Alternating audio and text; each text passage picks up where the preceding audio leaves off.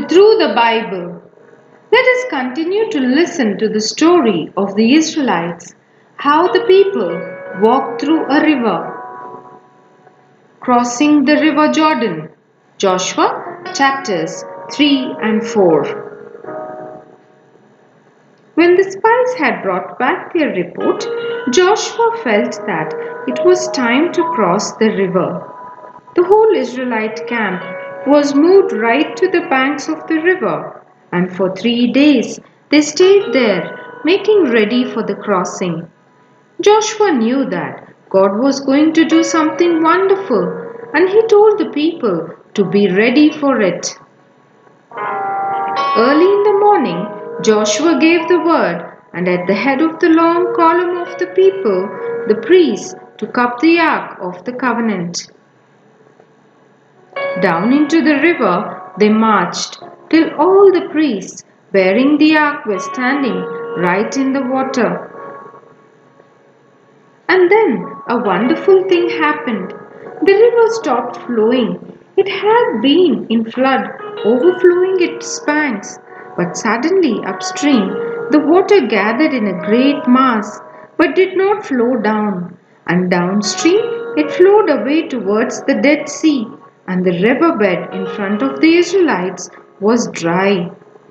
Then the priests carrying the Ark of the Covenant took up their position right in the middle of the riverbed, and around them the rest of the people crossed into Canaan. Because of the marvelous thing God had made to happen, Joshua decided that a monument should be put up where they had crossed.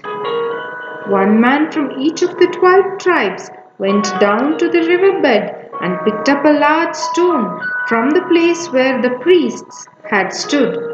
These stones were carried across to the other side, to the place where they had had their last camp outside Canaan. There they were placed in a heap to be a reminder always to the children of Israel of the amazing way God had let them pass into the promised land. Another 12 stones were taken and placed where the priests had stood right in the middle of the riverbed. Only when all this had been done did the priests move out of the riverbed, and then the river flowed once again as it had done before. It was just before the Passover that the people crossed the river. When they came into Canaan, they found that there was corn in the fields. They were no longer in a barren desert. From the corn, the women folk made flour, and with this they baked unleavened cakes.